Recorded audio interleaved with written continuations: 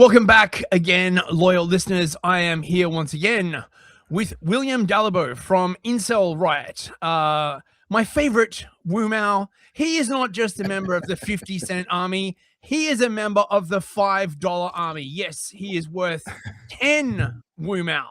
And since people seem to really enjoy the last interview I did with him, I thought we would do another one and talk about William's interesting theory that everything that is happening currently in the US administration is not, in fact, a massive fuck up, but is, in fact, part of the plan. Yes, Q is back. He is the plan trusters are vindicated. I mean, you're an old school like 4chan head from like way back in the day. I think pretty sure you. Oh yeah, pre 4chan. Pre 4chan. Okay, right. So this is a man steeped, pickled, one might say, in the ancient lore, right? He was there when the Q tablets were being forged from the Gunas of Gunafell, you know, whatever, right? and so we were talking the other day, and he was expressing his opinion that just the insane shit that's been going on recently may in fact be part of some actual what did you say, the white hats in the deep state? Well, okay, first of all, we should clarify this is not, I disagree with the Q guys on a lot. I mean, I pay attention to Q, but yeah, the numerology and like the comms and yeah, they don't like me very much because I'm always like, so what does that mean exactly? Oh yeah, man. I'm just taking the piss for a good intro, right? Like, you know, I know. I just it needs to be, because people are going, oh man, Q stuff, and then like do like Norm Finkelstein, pull out the headphones.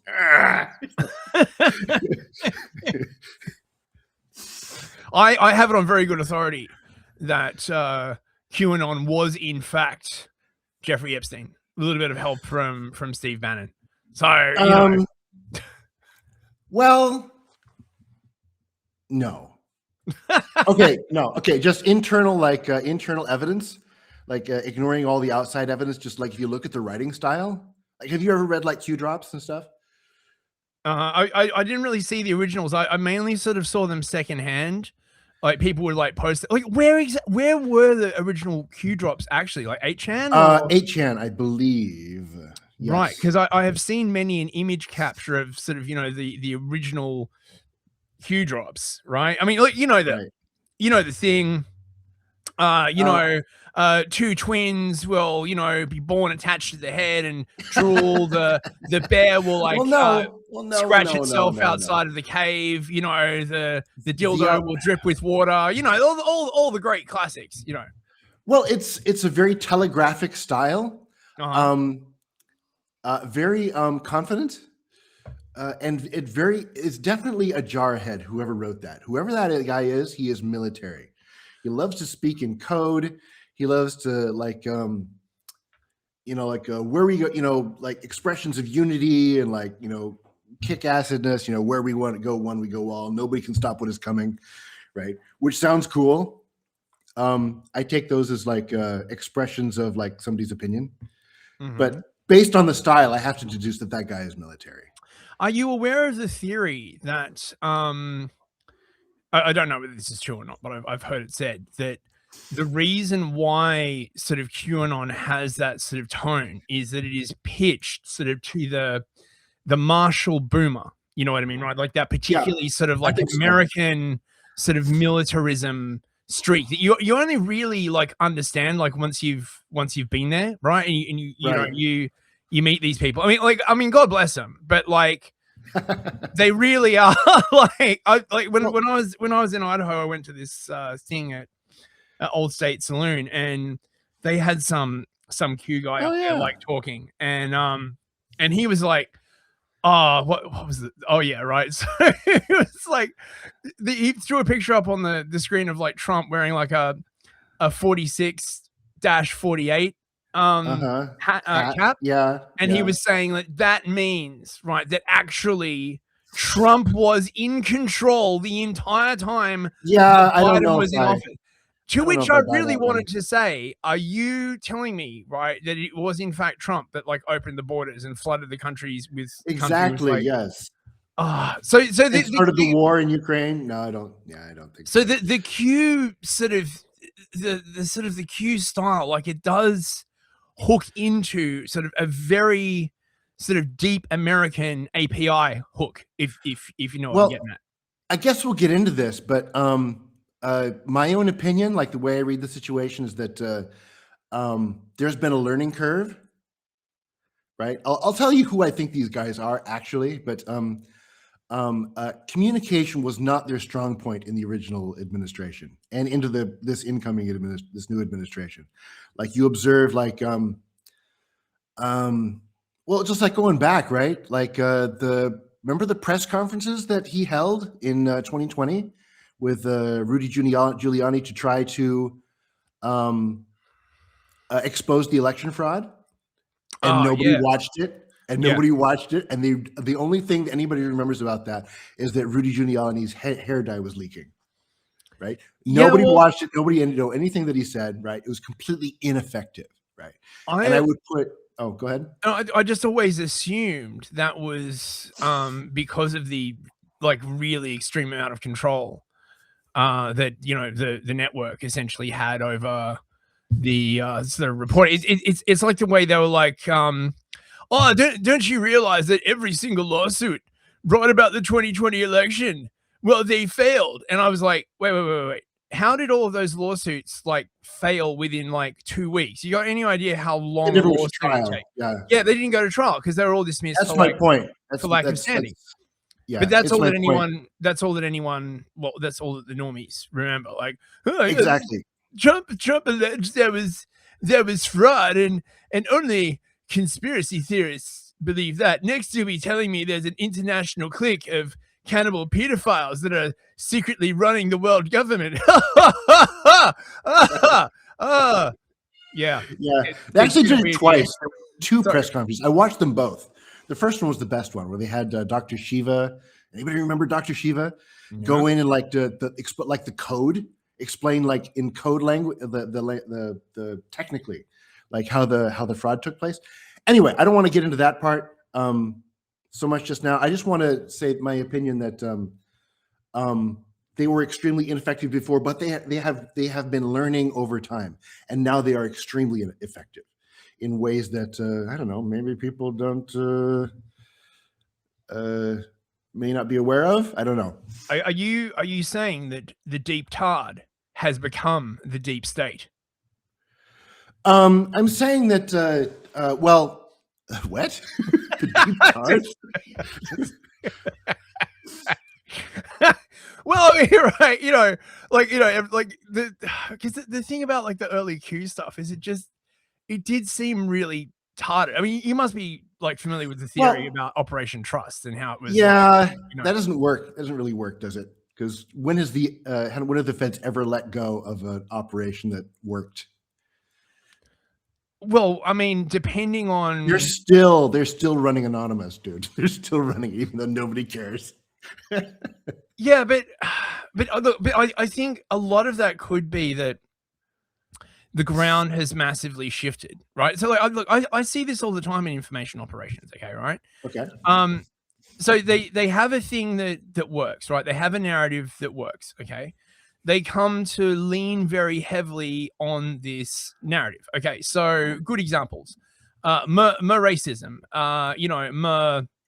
Iran is like a week away from like a nuclear weapon, right? Okay. Like they've been saying the same crap for ages and for ages it was working, right? It was working like pretty well, and now the ground has like shifted, and I think what happened is that the sort of intense success of these narratives meant that they didn't really pilot or pioneer any new good ones, or or perhaps they couldn't think of any, or perhaps they didn't want to Well, hire any Zoomers, or right. perhaps they're like, you know what I'm getting at.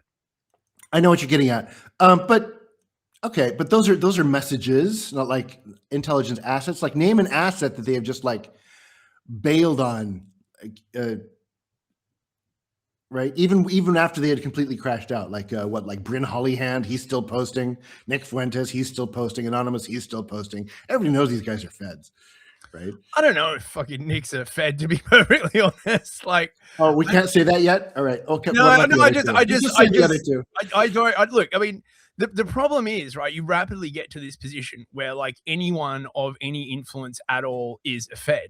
Yes. And yeah, right. But if that was okay, so if that is the case, right, and we live essentially in sort of like the perfect mirrored bubble, right? Not exactly like 1984, but 2084 or something like that, right? Then the only conclusion to make, which I presume is the case that you're about to make, is that all of this is in fact planned, right? But if that is the case, then how do foreign information operations work, right? Why is there? I think real life is a bit messier. Is all I'm getting. Sure, at, right? Real life, yes, but not on the internet. That's not real life. The algorithm controls like you and I are shadow banned on X, are we not? Your engagement is pitiful. Well, so is mine. I don't really care. It's true though, right? Okay. But I'm not. I'm not on Twitter to get a mass following, right? I wasn't trying to diss you, my friend. I was saying, like the rest of us, we are all nerfed. All of us are nerfed, except for like a few accounts who are allowed to grow massively.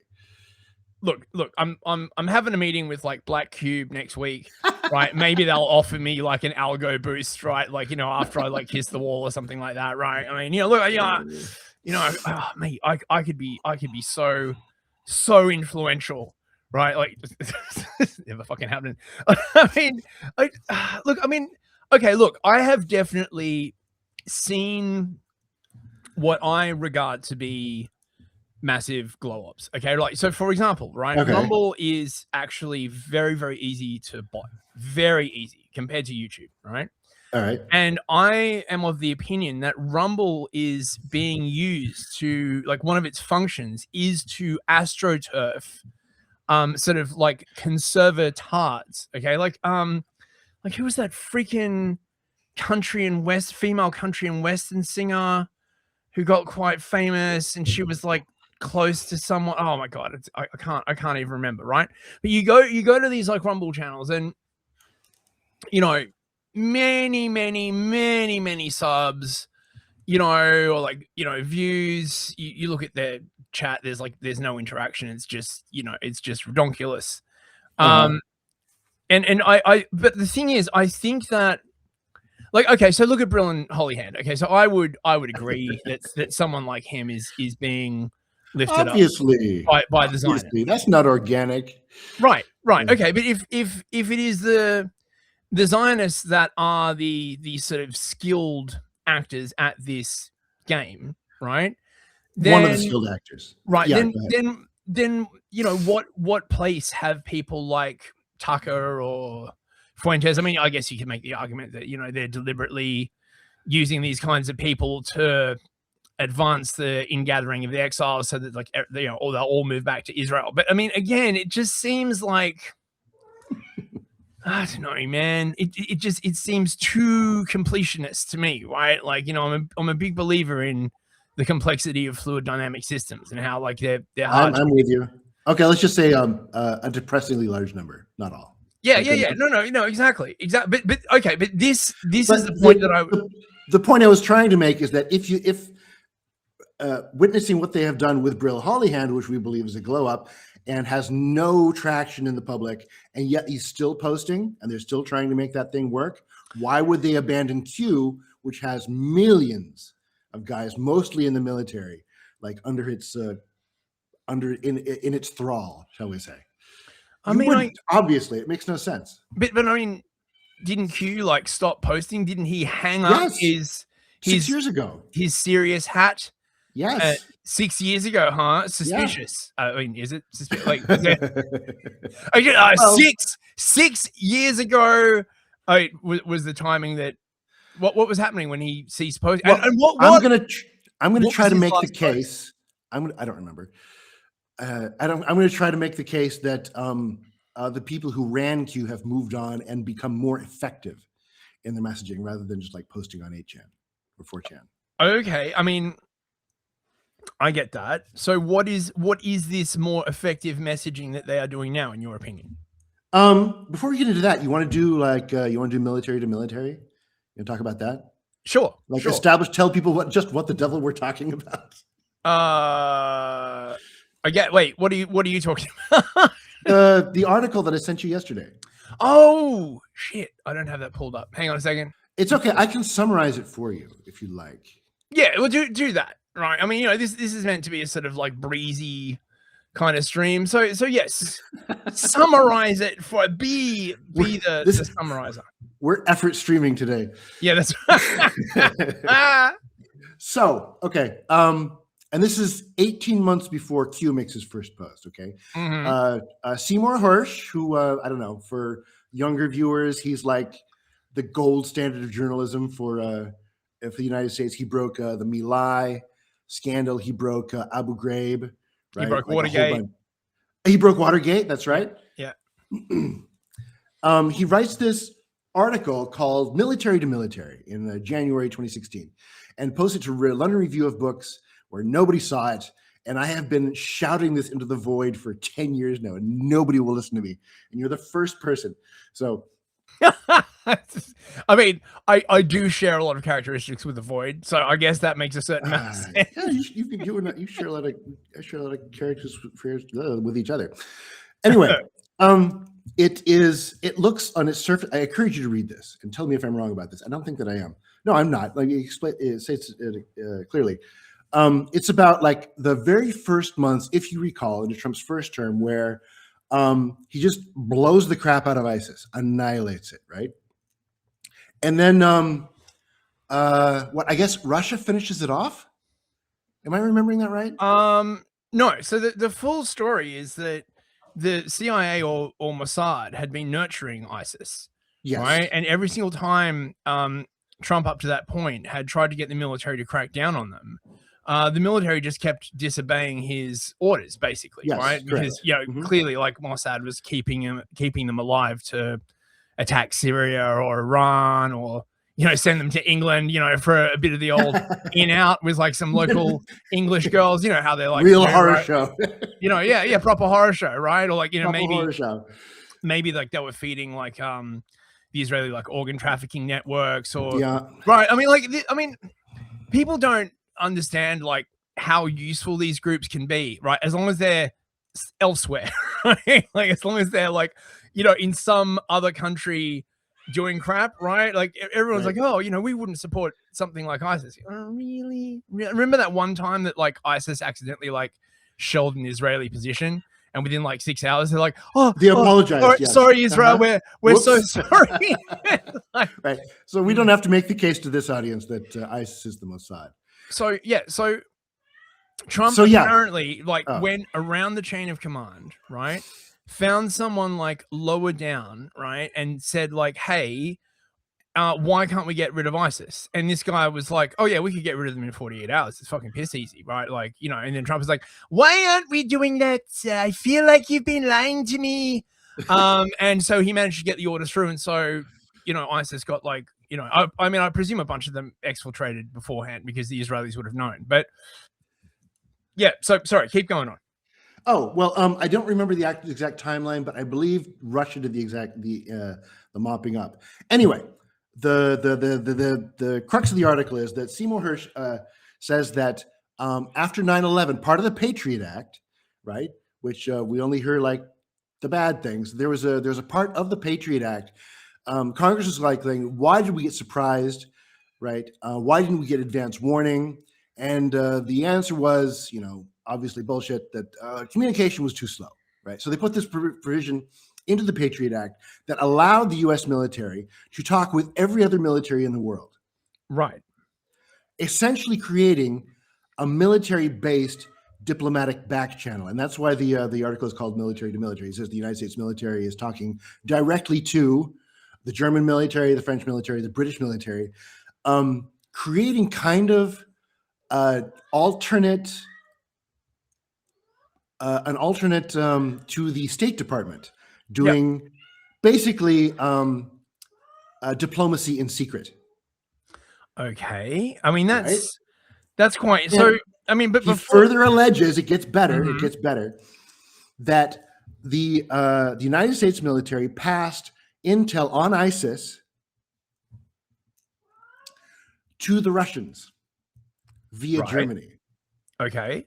Okay. I Which can I don't believe know. I that. guess I think that's a big shocker because that basically amounts to treason. Well, I Depending, right? mean, I It's mean, unofficial, like legally. Like if they were found out, they could be arrested and charged with treason. I think given that ISIS is designated as a foreign terrorist group, they're basically sort It of was like American intel, right? That they anyway, right? right. Okay. So this group exists within our country, right? Mhm. It's military based. It communicates with the militaries of other countries, and it is working against the interests of the State Department. So basically, military versus CIA is how it breaks down. Right, right. So the famous Pentagon versus CIA war that's been Right, going but on maybe for not all of the Pentagon. I'm not sure, right? Because Mhm, like the mhm. Joint Chiefs are very globo homo and would align with the State Department. So it's really difficult to see. So I've had this in the back of my mind for the past 10 years, like, okay, this group is out there. And then when Q started posting, like, oh, there you are. Like, okay, I've been waiting for you to say something. And I Okay. think that was them. And I think Alex Jones is right when he says that it was deemed that the Q thing was ineffective. I think it had become compromised, right? And it could not compete with global homo media. So they abandoned that, and then they moved on to more successful things such as X and everything that's going on there. I mean, I I guess I can sort of see that. I mean, wasn't sort of the big sort of climax of Q the climax January 6th, basically, right? Yeah, pretty much. Yeah. Trust the plan, Yeah. Yeah. where we go one, we go all, the storm is coming, pet the bear, the rod and the The ring Q will. guys will say that they lost on that was on purpose. The Q guys say everything was on purpose. This is my Right? point. They never make a mistake, right? Everything was always on purpose. Me personally, I think that the President Trump had a legalistic claim to the presidency, right? And I Right. think he had all the pieces to put that in place. And I think on January 6th he got stuffed, I right? mean, Because you I could mean, legally push this through, but you know, media wise, like diplomatically, it just isn't going to work. this does tap into another very sort of important part of the American psyche, right? Which is sort of the belief in the Uh-huh. sort of overwhelming, sort of like, basically godlike power of the military industrial complex, right? And its secret Ottoman court, Yeah, and yeah, yeah. I mean, it's not just the Americans who believe this, right? I mean, people all across the West are like, I mean, shit. I grew up, in the 90s, like, spoon fed on the Illuminati and all that kind of like other stuff. So there was, a big part of that. Yeah, yeah. And I think the Well, it's the idea that there's always a plan is, I don't know. Someone said to me once that the idea that there is a plan, even if it's a bad plan, is more comforting than the idea that all is chaos, right? But then I've said generally that frequently. speaking, Yes, also yes. when normies say this, what they then go on to say is everything is always chaos always, and therefore there is no conspiracy anywhere everywhere, right? So I mean, whereas I would sort of thread the needle between these and say that there are clearly organized groups doing stuff, but because they are fighting with other organized groups who are also doing stuff, and the world is a complicated place, Yeah. sometimes shit goes off the rails, and blah blah blah. Yeah, I think, yeah. Well, like you said about these people, like they will retroactively retcon what happened to make it seem as if it was intended or orderly, even when it wasn't, They right? do that a lot. Yes, they do. Yeah, like they really love to just like rewrite history to like cover their fuck ups, to be like, oh yeah, I was only pretending to be retarded. Actually, that was an incredibly 180 IQ like plan that you just couldn't see the genius of. You know, yeah. Yeah. It's like I think you pitched me like something about the Epstein files. How actually it's bad now. Like now that the files are now that people are satisfied that enough information is coming out. Suddenly they're turning. I was like, maybe like they're racking their brains trying to figure out how it's actually a psyop. Yeah, well, like I saw this great freaking meme on Twitter.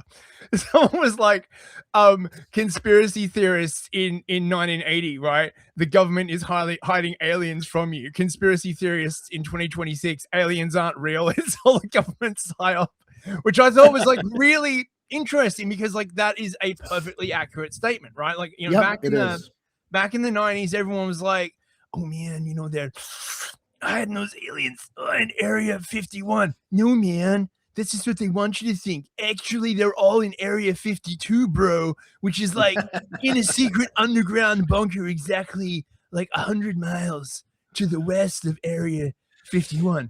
And don't talk about Area 53, bro. Right? Like that's some really serious shit. Oh man, Area 53, right? I mean, yeah, it shows the limits of their imagination. Just add 1 and 2 to the number. I think what I was talking to you about, right, was someone made a post alleging that a large chunk of the 3 million withheld Epstein files covered the period around 9/11, right? And I have seen a fact check on this, so I don't know whether it is true. I know this secondhand, but it did get me thinking.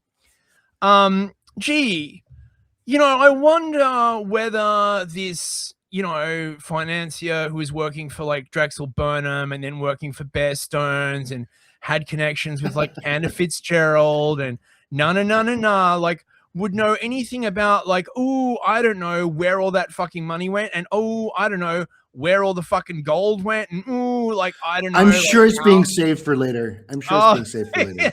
It's being saved for last, bro.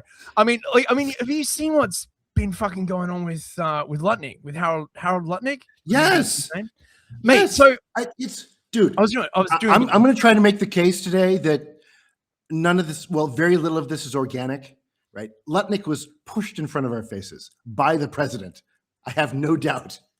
Yeah, well, there is that incredible... That's why we're talking about it. There is that incredible clip where Trump is just talking about Lutnick's story of what happened on 9/11. And he called him a terrible guy twice in that clearly, like, making him twist in the wind. I mean, it's not the anniversary of 9/11, and Trump is like, for 5 years... You never drove your daughter to school. And then on that one day, you decided you're a terrible father, right? Like he clearly fucking knows, right? And Lutnick's body language is insane. He looks so fucking laughing hysterically. Well, he basically oscillates between sort of like just looking like a sort of a school child that's been like caught out and just like laughing hysterically. And this I think this was what made me like start seriously considering your point of view on this, because Trump clearly has dirt on the people who have dirt on him, right? That's how you maintain parity in this situation, right? You're like, well, if you don't do what we want, I'll release the files. I have files too, so many files. I have the best files. Fabulous. You won't believe what's in them. We know all the dirty stuff you did, Harold. I mean, fuck. How long ago was 9/11? 25 years. 26 years ago. Oh, yeah, 25 years. Okay. People must fucking know. Right? I mean, look, I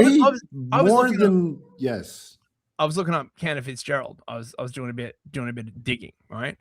Did you know, right, that before they were on the top floor of World Trade Center 1, okay, and before the unfortunateness, they apparently controlled 25% of the private interbank treasury market, which is a huge amount, okay? I was not aware. And on September 13th, they were due to like switch to a new electronic trading platform. And would you look at that, just before they were about to do the switch, which, quite possibly could have revealed... Al-Qaeda, man. You know, Messes the whole thing up. they were like losing money. They were like terrible spot. And then after the entire like company got destroyed, along with like all the files and no. And apparently a lot of the short trades against airline stock were placed through Cantor Fitzgerald, right? And of course, Cantor Fitzgerald is like, well, we don't really know who did it. I mean, all the records have been destroyed. It's hard to say. Remember, isn't that a bummer? You only have the records in the one place, and that place gets destroyed. How the fuck do we make an anonymous short trade? Because I remember that story when it was going around, right? Like someone, I think nobody collected or something. That's right. That's right. No one collected the money. No one showed up to collect. And then afterwards, right? Well, that's yes. They always do that. If they have advanced knowledge, they'll make a trade. So afterwards, right?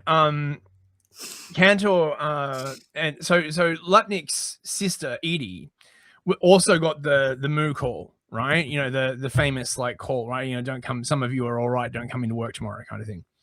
And then after he sued for like 135 million, sued someone for 135 million, right? And got like this big payout, right? That was supposed to go to all the families of the 600 people who got killed. And it turns out none of them went to the families. It all went to the partners.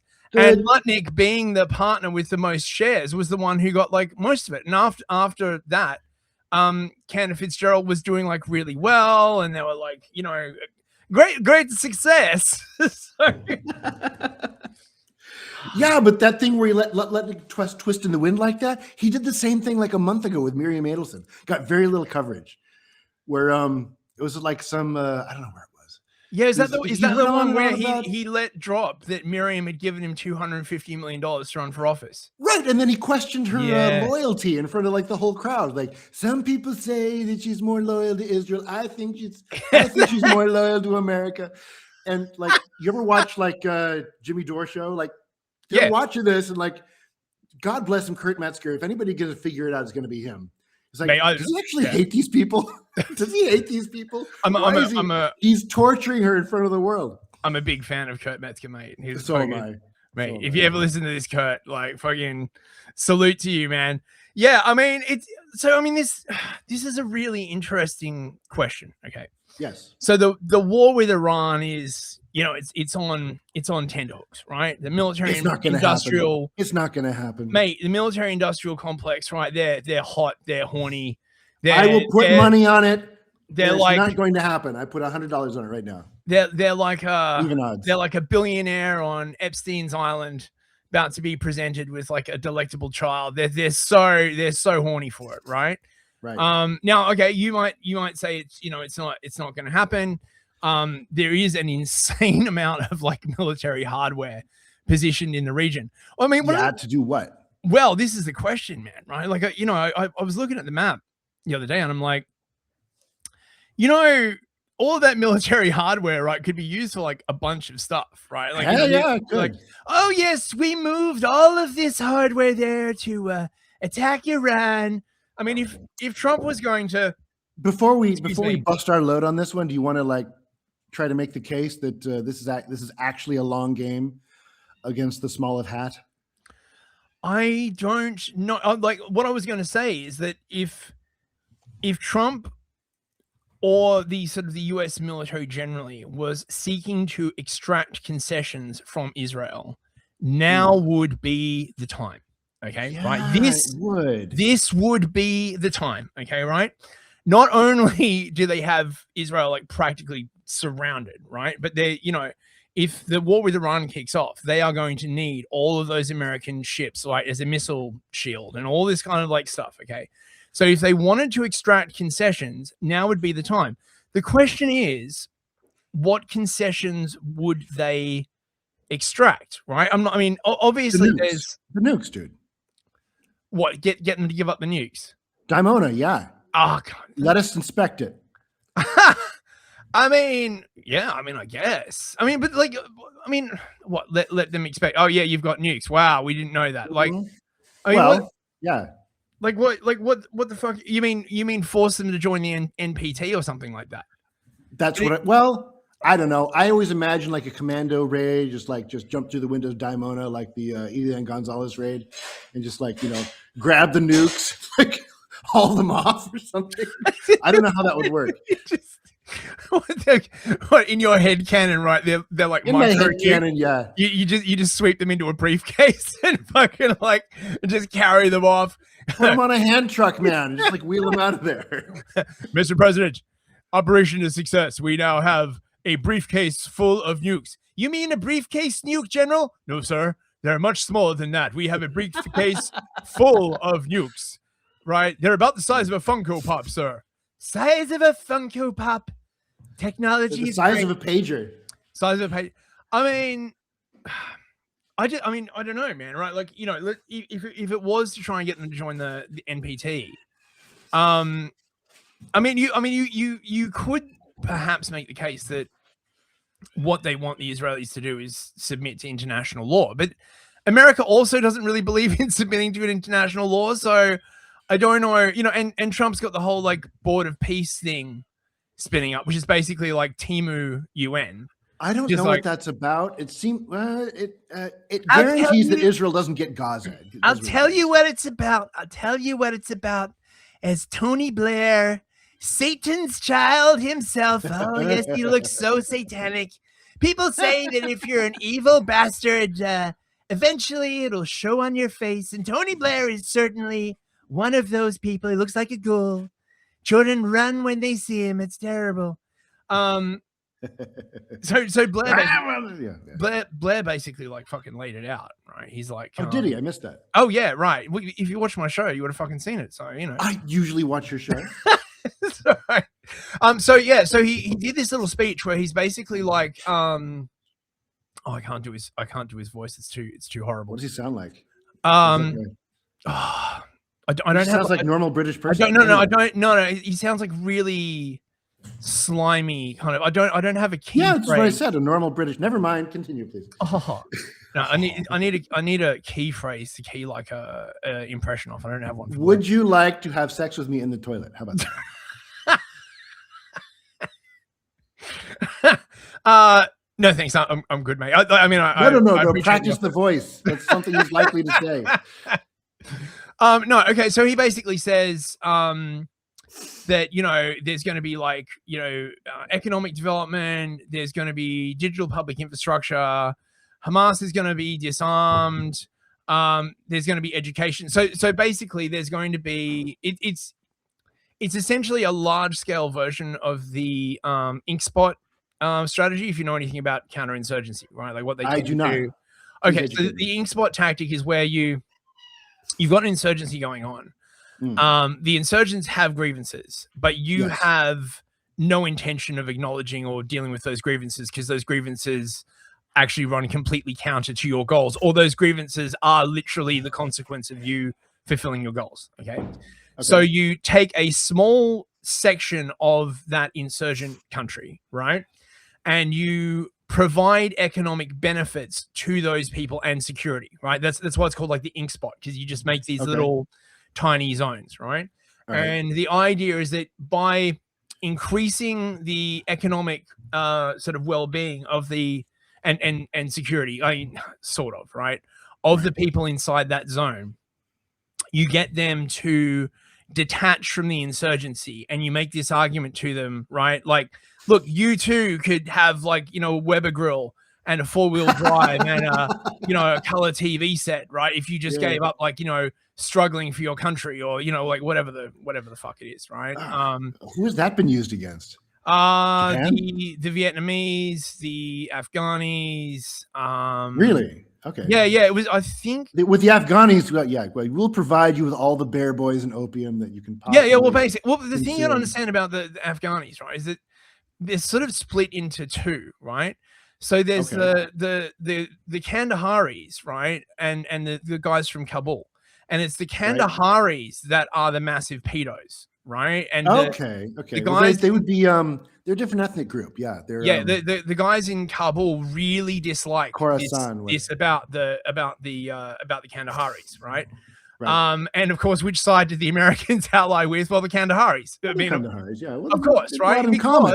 You can go to the right? same parties. Look, they may be boy fuckers, but they are in favor of LGBTQ rights. So, I mean, That's you got true. to That's take the true. rough with the smooth, as that poor boy said. Oh my God. Gotta be rough with the smooth boys. God. So yeah, so this whole ink spot sort of like thing is I should have done that in a more Jewish voice. so the You ink gotta spot be rough tactic. with the shoe. I gotta be very rough with the smooth boys. Oh my God. Right. So yeah, so the ink spot tactic like basically works as this way to sort of attempt to get because the problem is while the locals are helping the insurgency, it's very hard to make any like real headway, because one of the points about like insurgency under fifth generation warfare doctrine is that they blend in with the civilian population.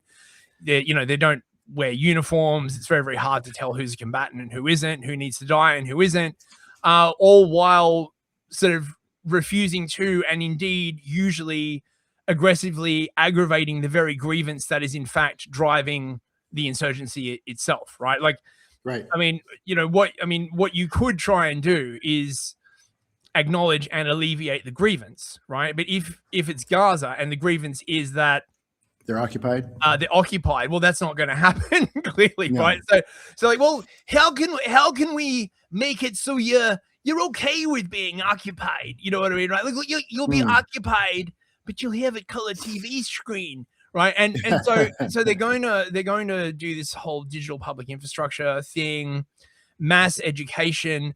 I don't know whether this is going to work. Like one of the things about Gaza that's really, really interesting is that the Israelis have been trying a version of the denazification thing that worked so well on Germany after World War II. They've been trying to do it to the Gazans for decades, and the Gazans seem to just basically be immune to it. Like, I don't know, like whether it's like the religion or whether it's their stubborn Levantine, like, characteristics, right? But they're just immune to it, right? Like, it kind of seems the opposite to me. Oh, it kind of really? seems to me that Hamas is more useful to the Israelis as a violent, hostile group. Right? It gets them out of all kinds of stuff. That is true. That is true. But they have been doing a lot of propaganda. I think the plan is to sort of just take over, the entire school system, like just everything, right? But to do that, they have to disarm the entire country.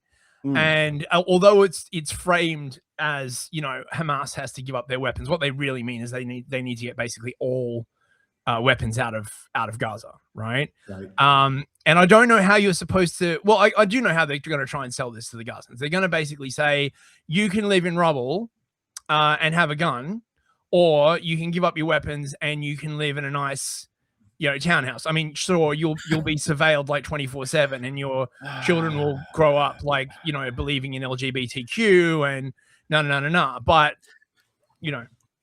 could it be that their Hasbara is just like completely schizophrenic? Like Mark Levin is like in charge of Hasbara for Gaza, and like he says one thing one day and the other thing the other day. Like yesterday he said that he wants to kill you all, and like the day after that he says he wants to liberate you. You just have to from Hamas. You just have to you turn on Hamas and we'll give you that townhouse. It could be.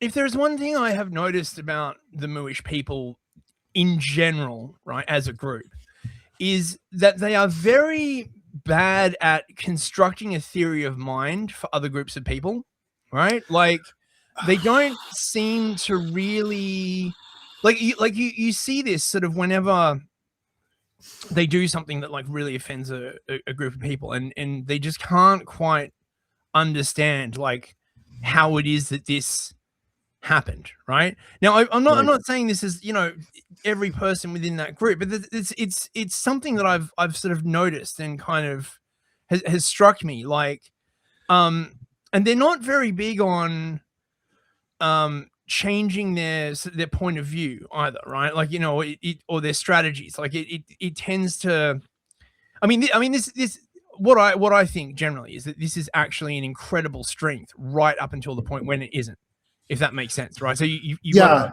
a really effective strategy, and it works and it works and it works and it works, and then the facts on the ground change, and the fact that you have stuck to this strategy so passionately and pushed it so hard up until this point has been a massive strength. But then the facts on the ground change, and suddenly that obstinacy and that just sort of relentlessness actually becomes like a weakness, if you get what I'm saying. I do. Um, I would say that well, my take on it is that they've been very extremely effective, like over the past, like what, 80 years or whatever, extremely effective at creating like narrative prisons for people to live in. And it's only just breaking down now. I think recently that it has fallen off extremely. I think part of that might be their own retardation. And another part of it might be that they're infiltrated.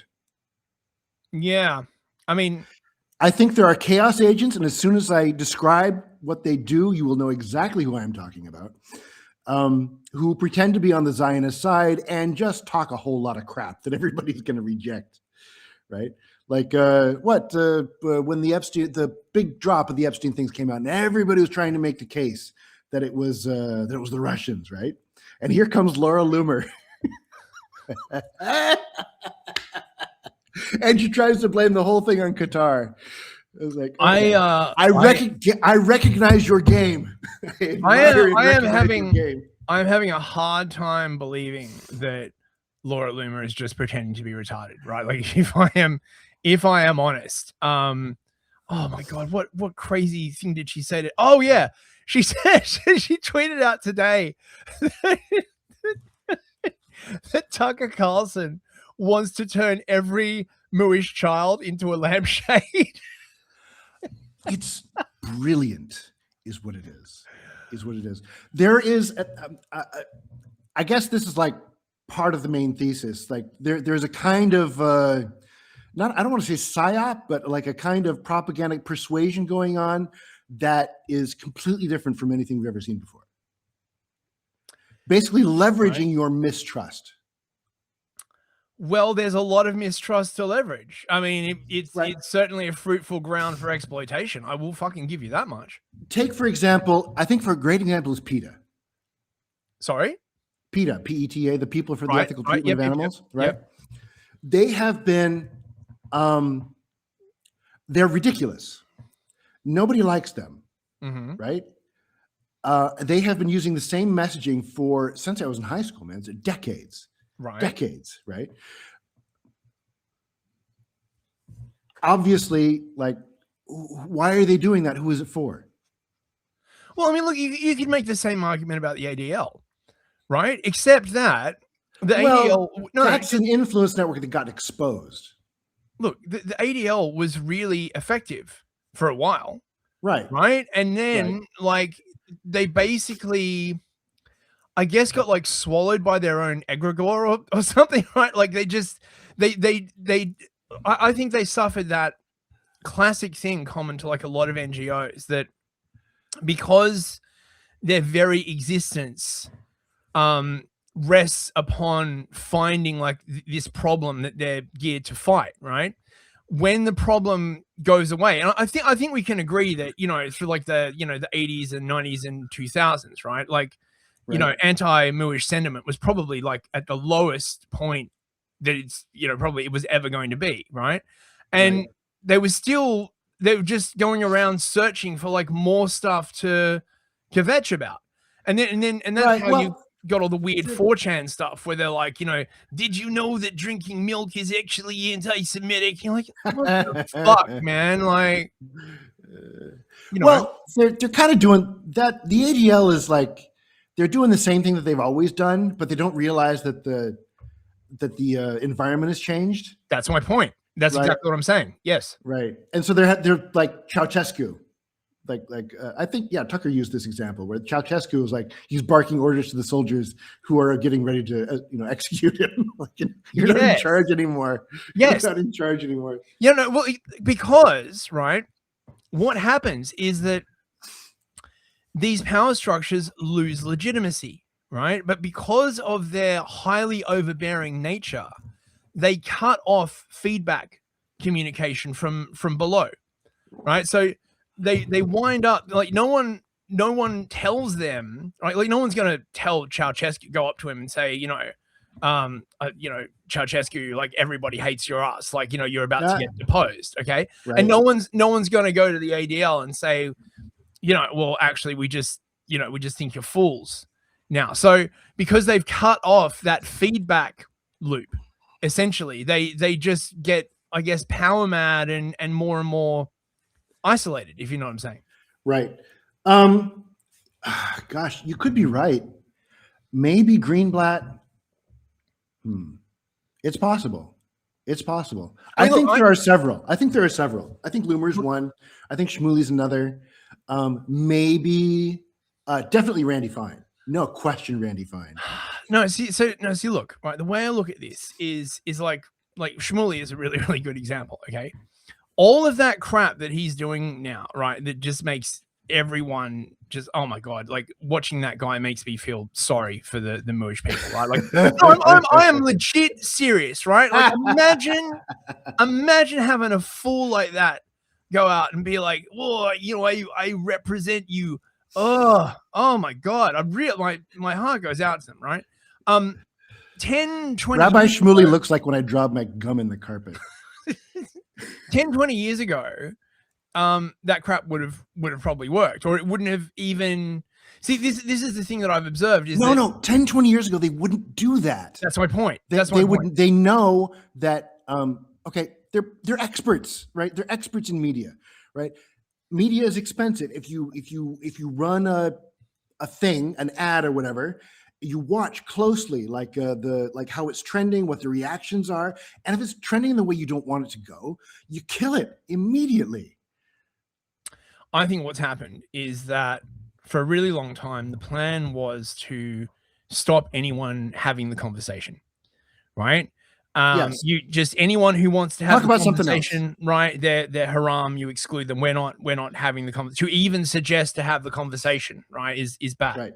Yes. But all exposure is bad. But eventually that stops working, right? And we're seeing the second phase happen now, right? It does work though. No. But my point is, it has a limited lifespan, and then eventually, right, events on the ground force them into the position where they have to have the conversation. And the reason why they want to avoid having the conversation is because as soon as that happens, they have to defend the indefensible. And everyone's like, wait, this is what you really believe? I mean, look what happened with Huckabee in the interview with Tucker, right? Huckabee just comes out and is like, oh yeah, right. Like, if Israel like literally took like half of Saudi Arabia and all of like, we'd be fine with that. And all these countries are now like, excuse me, brother. Like, I mean, it's just like, it's caused this huge, this huge diplomatic incident. I know. I don't think that happened by accident. Well, I mean, either Huckabee is so retarded and Tucker is so expert that he could manipulate him into doing that, and they just lucked out, right? That he said this stupid thing, or I don't know. I think the administration does this a lot, man. I really do. I'm weirded out that Huckabee even had an interview with Tucker, to be perfectly honest. Like, what? There's an excellent point. What did he possibly think he had to gain from talking with Tucker? Then again, on the other hand, right, I've heard from multiple sources that Tucker's been going around talking to like every Moorish contact he has, saying like, why do you guys all think like I'm antiseptic, right? Like why would you think that? Okay. Apparently he was trying to get an interview with Netanyahu. Yeah, that's what he said. And now I've seen people basically tweeting back at him saying, well, have you considered just not being antiseptic, right? To which I saw that was Eli, whatever. I saw him. Yeah, Eli. I left a nasty gram on his feed. Right. I mean, have you just considered not asking questions that are pertinent to the security and governance of your country? Have you considered? And of course, from Tucker's point of view, he's like, well, no, right? Yeah. You got to go real falsetto with the laugh. Yeah. I know. I really like Tucker. I like that he's got that really retarded streak. You know what I mean, right? Like he looks simultaneous. Oh, dude, Okay, this is a completely tangential, but I got to say this. Do you remember way back when he was first fired from Fox? And he didn't have his new studio set up like with the antlers and the Cocker Spaniels, right? And he was just doing like podcasts from his library. Yeah. Okay. We could do this sometime. Like go back and like look at the titles of the books on his shelf. Ooh. Dude is a radical. Okay, he had the cantos, the paperback black cantos of Ezra Pound like in frame the entire time. Like, am I the only one who's seeing this? Ooh, that's Am I the only one who's seeing this? I think Tucker's way more radical than he lets on. Well, I mean, it would certainly make a certain amount of sense, but the problem, I mean, with Huckabee is that for quite a while now, many organs of the West have been sort of populated purely by ideologues, right? This whole idea of merit has really gone out the fucking window, right? Like, I mean, I don't know how far back it stretches. Probably it's always been a bit like this, but it's gotten much worse recently. So once you start selecting sort of for ideology as the foremost characteristic that you're looking for, right? Then sort of a lot of other characteristics fall by the wayside. So the UK is governed like that, right? Like if you want to get into the government, the first and most important thing is, you know, how much of a lefty are you, and you know how involved with the network are you? I presume. How many bear boys do you have? Exactly, right? Like, you know, how many reels of tape do they have you with have on you? Okay, and I think with Huckabee, given the just quite frankly just massive Zionist influence over the Trump administration, to the point where I think it's not unreasonable to make the case that the reason why the lobby didn't want him in 2020 and now they did want him in 2024 is because he agreed to go to war with Iran. Like that would seem to be the thing that really flipped it, because the lobby were dead against him getting in 2020. They were just really like, no. They were dead against him getting in 2024. So no, 2024. Pardon me, I'm getting my dates mixed up. The stolen election, the fake. They were against him getting in 2016, against him getting in 2020, and against him getting in 2024. It was rigged. Wait, was it? Wait, which was the January? That was 2020. It was 2020. 2020. Right. Yeah, that's right. Yeah. No, it's okay. I'm getting it right. Okay. They were dead against him in 2020. Right. They moved heaven and earth to make sure that Biden got in. They still didn't get their freaking war with Iran. Right. Mate, they must be. Mate, imagine like waiting this long just to destroy an entire country. Mate. I mean, they've destroyed like Syria and most of Lebanon. But I mean, can that really compare? I mean, there must be like massively blue-balled, right? So now I presume Trump has said like, okay, I'll go to war with Iran for you. But now that it's all on the wire, will he deliver? Right? Like, no, of course not. Well, I mean, you say that. Dude, okay. Let's look at this from a completely different perspective. Okay. All right. You have identified a parasite in your government, in your economy, in your society. Right. How, and it's wrapped around your spinal column. It's like, it's the face hugger, right? It's completely attached. If you pull, right, if you try to yank that thing off, the host is going to die. How do you extract this parasite while causing minimum damage to the host? Well, you'd have to paralyze it. Okay, but you have to separate it slowly, right? Yeah. And by successfully driving wedges, right? That's what the media used to do between like left and right. Fire these wedges between the host and the parasite, right? And over time, they will separate. I submit to you that this is what has been happening. War with Iran is an excellent example, right? Israel really wants it. The Zionists really want it. Everybody else hates it, right? And you keep this pressure up, it separates the public from the parasite. Interesting. Until they become the new, these are the new sides. There's no more left and right, right? It's occupier versus occupied. So and that's done through successful propaganda. So you essentially make the host unattractive to the parasite, sort of. You make the parasite unattractive to the host. Well, you're right. Like a bit of both, I guess. Yeah. Okay. Yeah, a bit of both. Yeah. Interesting. Make them.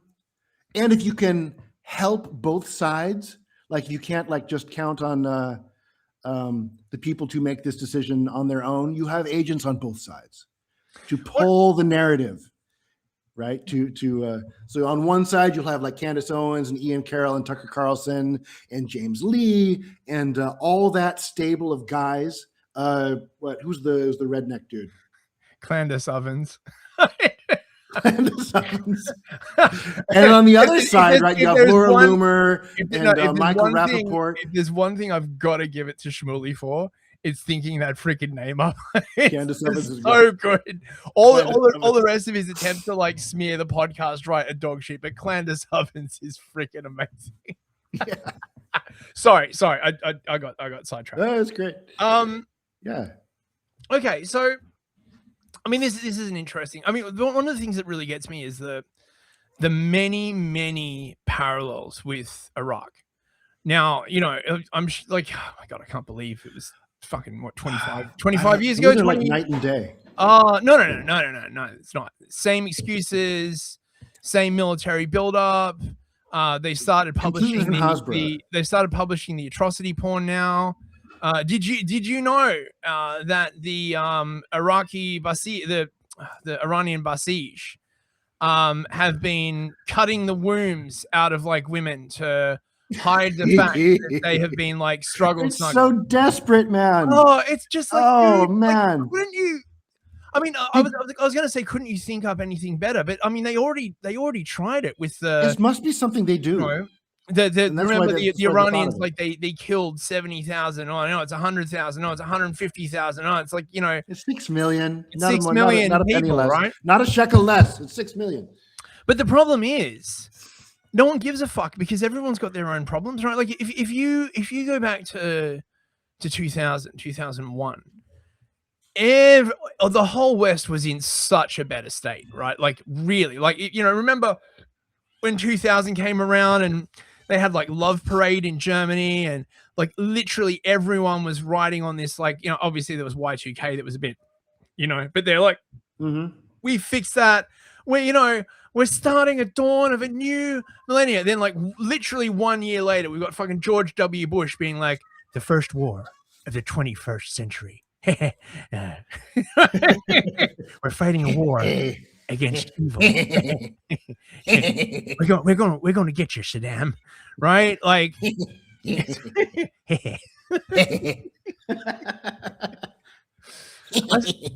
I still remember seeing that dude throw his shoe at Bush. Yeah. And like, my god, mate, fucking dude.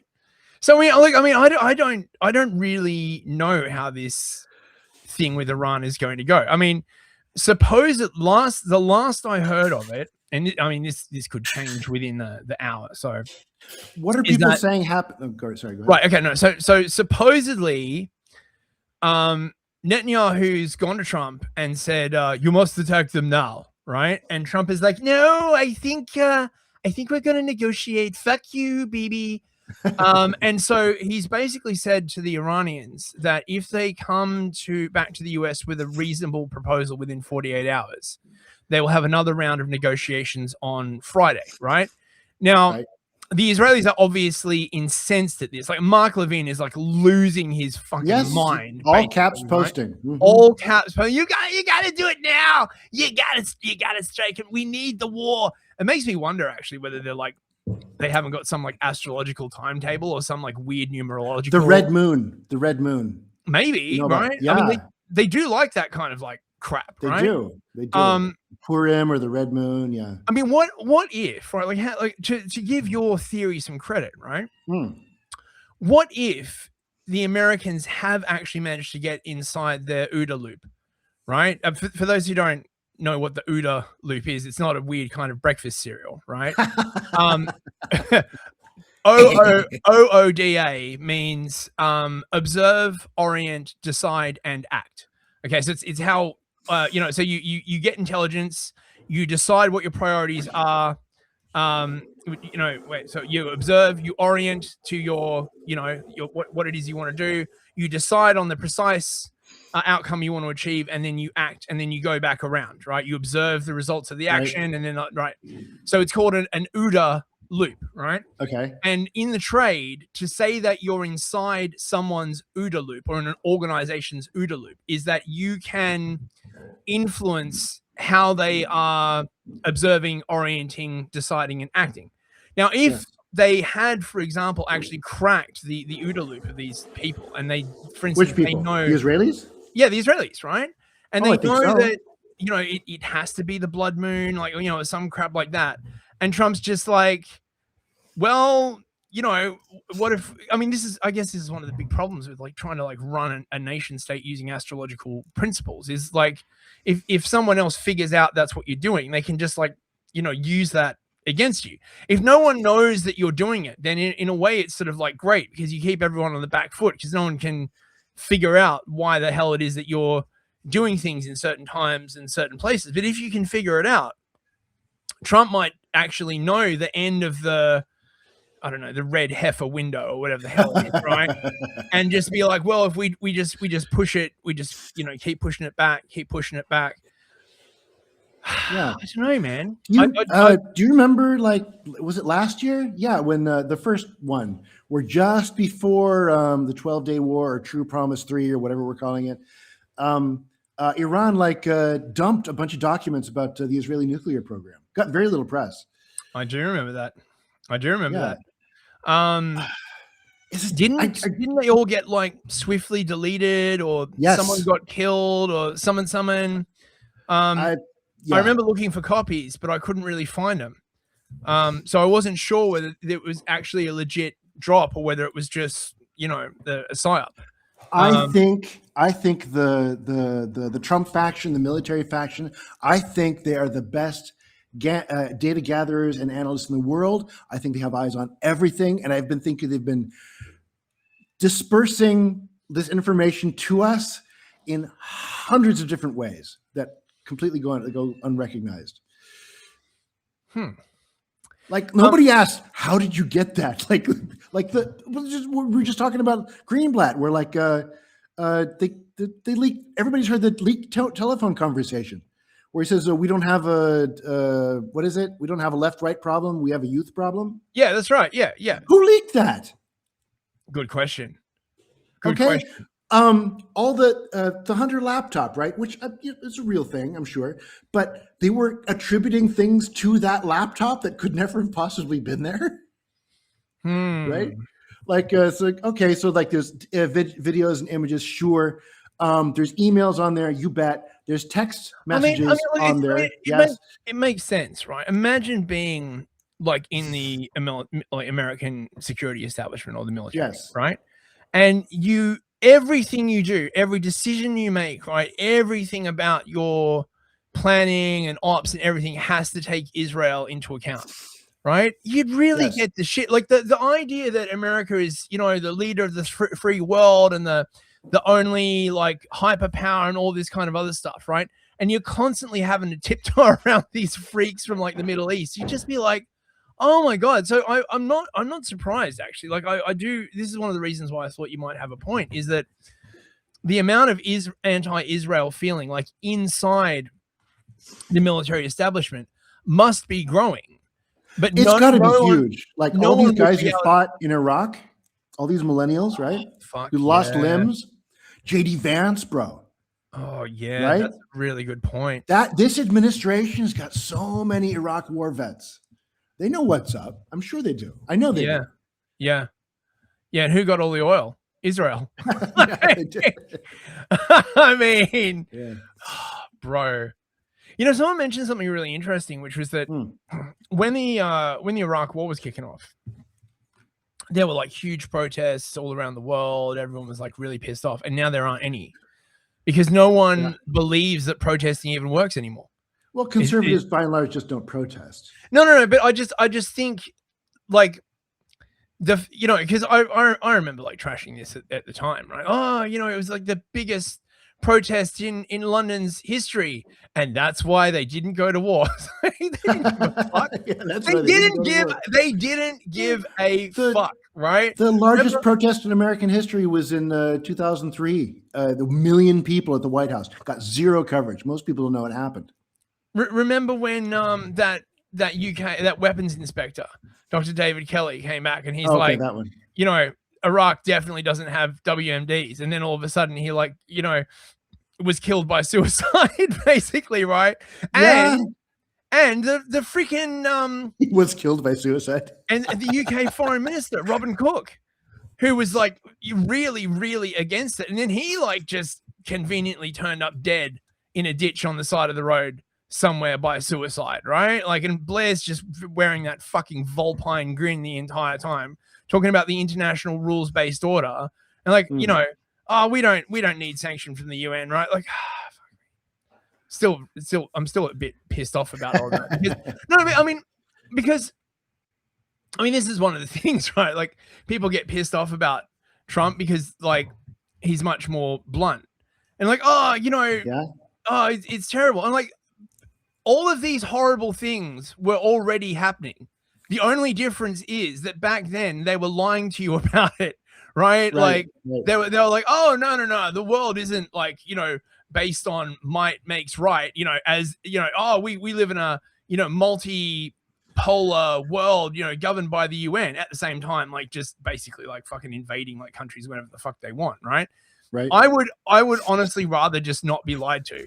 I think a lot of people are like that, honestly. I think it's just the hypocrisy that like grates. Like, if you're gonna just be like, right, we're gonna go and invade this country now, could you just fucking say it? Because you notice this time they don't really have a narrative going, or at least Trump has not. No, they do not. No, they do not. And if it was the same as you assert, they would have a narrative, and we would be talking about. Well, we wouldn't be talking about like Israel at all. Actually, it would not be a topic of conversation. What we'd be talking about how awesome America's new weapons are. That's what we'd be talking about. And we'd be talking about, like, you know, babies being thrown out of incubators and I think that, number one, Trump is not amplifying these narratives the way that he should. Okay, so compared to like Bush, remember, like, you know, Bush and Cheney and his whole circle, Rice, Condoleezza Rice. No, he's doing exactly the opposite. He's outraging people. Yeah, that's what I mean. He's not. He's driving the wedge. He's driving the wedge. He's the prime driver of the wedge, right? Every time he kisses that wall or licks the flag or, you know, dry humps Bibi Netanyahu's chair, like the Zionists love that shit, and everybody else is like, what the actual fuck, dude? Right? Yeah, and it drives them apart every single time. They get further apart. Yeah, everybody else is like, brother, what's that, brother? Brother, like, why? Clearly, he's a traitor, and he just loves humping Bibi Netanyahu. That's the prevailing theory. I do not buy that theory. I get the distinct impression that Trump is not an enthusiastic participant in this. And you don't think so? No, I don't. I like not in the Iran invasion. No, I think, you know, he would be much more. I think, you know, if he'd be talking about it 24/7. Well, he'd be doing like really long speeches. No, I don't know. I think he's playing a role. Mm-hmm. He's playing a role. His role is to placate the Zionists. Well, yes. But the thing is, the only way to placate them is to do whatever they want always. But he can't. So he's gonna like make like he did. No, I'll tell you exactly what he's gonna do. He's gonna pretend he did, and he's gonna fire off a bunch of fiery, threatening tweets like "We got you," you know, like gloating over his victory over Iran, like he did last time, even though he didn't do anything. I mean, look, I get that will work for a certain amount of optics fagging, right? But that's not going to convince Bibi and, you know, the Hasbara. No, and I don't think Bibi trusts him at all. Oh no, I think that's why they're trying to kill him, right? And I don't think Trump trusts Bibi either. I mean, like, why the fuck would you trust that guy? They're enemies. Just like it's like what's his name in Breaking Bad, where they meet every day, right? Saul and the black guy. God damn it. Anyway. So they're frenemies, basically. Yeah, they're frenemies. Yeah. Interesting. Right? It's Bibi's job to placate Trump, and it's Trump's job to placate Bibi, and they pretend, right? And like, when they, I bet when like shake hands, they're like trying to crush each other's like carpals, like, like you son of a bitch, Yeah. Oh, Uh, just imagine them like sweaty and naked, locked in like a throat death grip. That is a very to unappealing yeah. image. To Like, your point, however, if I could turn back your mind to 2015, okay, if you recall, one Mr. Alex Jones was dead set. He had never supported a candidate before in his life, if you recall. right. And he hated Trump, right? Uh-huh. Here's just another globalist. You're going to bring about the American. Goddamn globalists, the chai This was aired live and never rebroadcast, so you're going to have to trust me, bro. But Roger Stone went down there and basically laid out the entire plan. He says, like, this military faction exists. It's made up of patriotic members of the military and intel. We got the goods on everybody. This is before Q, right? About a year before Q. right. And Donald Trump was approached to front for this group. He's not the leader of the group. He is basically an asset of the group. He's the front man. Yeah, no, I get you. Yeah. He's the Mickey Dolan. No, the other. No, never mind. And then later it was Joe Rogan. It was 9/11, the 9/11, or the one with Eddie Bravo. I think it was episode 9/11. Alex Jones says the exact same thing. No shit. Right. I encourage. It's within it's at about the 12 to 15 minute mark. I encourage you to go look at it. Joe says exactly. He just lays out the question, like, what is going on in the Trump administration? And Alex Jones says it's a collection of patriots, who want to get this country back on the right track. And Donald Trump fronts for this group. Interesting. Yeah. And you think basically that's what Q is essentially? I think Q was several people within the administration, in the military for sure. Yeah. Representing that patriotic one group or a group of people, right? Expressing their opinions is how I would put it. Leaking out. Well, I don't know. Apparently, you haven't read a lot of Q drops, so. I mean, I don't know. Like, I've read my fair share, like scrolling 4chan. There's a lot of pareidolia that surrounds it. Yeah, no, precisely. I mean, that the pareidolia was actually pareidolia, by the way, in case people don't know, is where you see like faces in random shapes, right? And it's often using meaningless patterns. And one of the things that like really struck me about it was that the way it became a sort of quasi religious sort of thing because of the pareidolia and that weird militaristic worshipping streak that America has, which on the one hand I think is actually pretty cool, but on the other hand, it is pretty cool. Go a bit too far, if you know what I'm saying, right? Like, well, if I can disambiguate that for a moment, Q itself mostly does not give information. You can almost see like a frustration in Q, where like they dumped all this data and nobody read it, right? That's not true. Rather than like give you the information, they say he asks like leading questions like, where does this lead to? What would how would that how would this play out? Who controls this and what's this? He just asks leading questions and invites you to do the legwork, right? Right. And people have done that. Not very. People could do a better job, but yeah. And then following these clues, they found like the Pizzagate emails. They found like John Podesta. They found a lot of stuff that's like coming to light in the Epstein files. Wait. So Q pointed the way to like Pizzagate. Oh yeah. Oh, I was aware of that. Holy crap. Yeah. There's just like imagine like you're these intel guys in the military intel. I'm assuming. I don't actually know who they are, and you have great confidence in the American people. Like, we're going to give them this information, and it'll take off. It'll spread like wildfire. It'll go like mega viral, and then it doesn't. Right? It never does. Nobody read the Snowden emails. Nobody. Right? Nobody read the DNC email leak. Until nobody read the JFK leaks. Nobody read the Ehud Barak emails. Nobody read so many things. No, the press conference at election rigging. Nobody watched it, right? It must be very frustrating for these guys. And they don't have a television station. They don't have a social media platform. They're getting absolutely stuffed. And every time they try to like do something, like the media pre-bunks them and everybody thinks they're clowns, right? So like, come on, American people, come on. I'm not going to give it to you. I want you to do it, right? Here's the information. Find it yourself, right? I see that tone throughout all the Q stuff. Interesting. Yeah.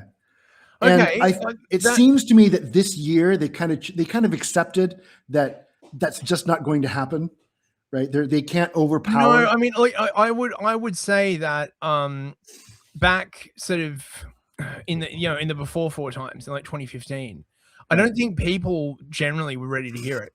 No, they weren't. So there's been like several psyops. You had to prepare the ground, and perhaps they sort of realized that trust in government had not fallen far enough among the general population for them to countenance how bad stuff actually was, right? But now, particularly after Biden, shit's gotten so bad that like many more people, but also the rise of social media too, I think has, because back in the day it was literally just 4chan and Reddit, which is completely freaking useless. Right. They're heavily moderated. Yeah. So we've got like three main threads that is keeping the public's attention right now, right? There's the Epstein files, there's the Charlie Kirk murder, and well, now I guess there's the Tucker/Huckabee thing. There's the Iran war. Yeah, these the Iran three war. things. Yeah, these three things. They are, it seems to me, deliberately spreading these things out, like season 2 of The Walking Dead, where they just don't have enough content, like for that many episodes. So it's like you're just padding it out with a whole bunch of character drama. Like if you watch Candace's show, which I do religiously for like, not because I like her, I find her voice irritating, but she knows stuff, right? I think she's a conduit for I think she's controlled disclosure, right? She's really dragging her feet on the Charlie Kirk case, right? We're going to hear about the Egyptian planes. We're going to hear about this. We're going to hear about that. And then it just drags out. And like, today we're going to talk about something completely different. Like, come on, honey. Like, I'm here for the, all these things. So it might be a recognition that the data alone is not enough. It's got to be packaged in a sexy way. Yes. It's got to be sexed up. It's got to be sexed up. They have to make it has to be repeated continually. Yes. In order you can't just dump it. You can't just dump it. You got to Tiger King that bitch. But also, right, like podcasters weren't really a thing in 2015. Right? Like not the way they are now. No, not the way they are. Joe Rogan? Come on. Yes. Man, no, there was no. There was like they just like, okay, they had Joe Rogan, but everyone listens to podcasts now, right? Like it has become like a mass form. Are you trying to tell me that cable news has been absolutely crushed? Yes, I am. Okay. I don't think that was an accident either. To the point where I can't even watch that crap anymore, right? Like just the entire framing of it, I find like off-putting. The dudes behind the desks, the plastic faces, the sort of contrived distance between the viewer and the presenter. It's just the complete opposite of podcasting, right, where it's the like bad guys also have podcasts. Well, yeah, I'm sure, but like one of the things about podcasting is because of that really short distance between the presenter and the viewer, and the long form nature of it. Right, you saw this with Joe Rogan, right? Like when he got Sanjay Gupta on. Okay. It's one thing to say your prepared line for like 5 or 10 minutes, but if you've got to talk for like an hour and a half, if you're bullshitting, like if you're fronting, it becomes really, really obvious. Like the great thing about podcasting is that immediacy between the host and the listener, right? Like where you can just tell they're like literally giving you their mostly unfiltered thoughts. And I think that as people have gotten used to this format, it's made the sort of contrivance that was the hallmark of cable news like much easier to detect. That's my it's true. Long form format favors the truth. I think everything we're being told is factual. Like you can corroborated independently. I think where the psyop comes in, if you want to call it that, is that Candace is not doing this all by her little own self, right? She's not running. She's not like cloning the functions of the FBI and running a podcast every day. Like she's got intelligence backing. Yeah. Yeah. Or, dude, Ian Carroll. Have you paid any attention to him? Yeah, I've watched some of his stuff. I quite like his. His persona. If his persona is that he's a pizza dude, and he just like this past couple of weeks, he just released like this AI app, correlating all the Epstein files by keyword. A pizza yeah, dude. That's right. Like, yeah. Okay. You're like, all right. He's like my staff, my AI like computing staff. Like, dude, you're a pizza dude. You just told me that you have no money. Like, you don't have a staff. You work for intelligence. Huh. Oh well, I guess. Or one more thing. He keeps finding like the Las Vegas shootout, right? Right. Uh-huh. He found, quotes around found, he found this website that has a whole lot of like recorded phone calls, right? Yeah. Yeah. Video, surveillance video that some guy just found. He was browsing the internet. He tripped over this thing, right? It's not intelligence. It's not intelligence like trying to disseminate this information to the public. He found it. But another way of looking at that is that crap like that could have been on the internet for ages.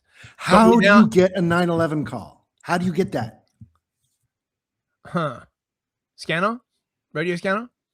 A 911 call is over the telephone. Who records telephone calls? My understanding is that the NSA controls. My understanding is that the dude who put up that site, because I watched that episode, subpoenaed, like spent years getting these recordings from like the police and stuff, and did like a whole bunch of like legwork to get all this material that was then on this website that nobody looked at until someone like Carol basically like amplified it out there. So I don't know. Yeah, I think that some dude is actually the NSA. That's my theory. Right? That's why they have access to all this stuff. And it's not the only case. Like almost every week, there's like somebody drops like a recorded phone conversation. Like, how did you get that? Right? Candace Owens does it all the time. Like a recorded phone conversation between Erica Kirk talking to somebody. Like, how did you get that? How did you get a recorded phone call? I don't know where this is all going to go, but this has been a fascinating conversation. We're nearly an hour and a half, so I got to wrap it up, mate. Okay. Thank you so much for coming. Where can people find your stuff? Your game got funded, right? I'm not promoting anything. The game is still in development. I'm waiting on the factory. All my stuff that's available now is at Antelope Hill. It's at antelopehill.com and incelriot.com, which is my website, which just points to Antelope Hill. Awesome. Thank you so much. We should do this again. We'll do it again frequently. Yeah, indeed. Thank you for coming, and thank you for listening, everyone. We'll see you later. Good night. Good night.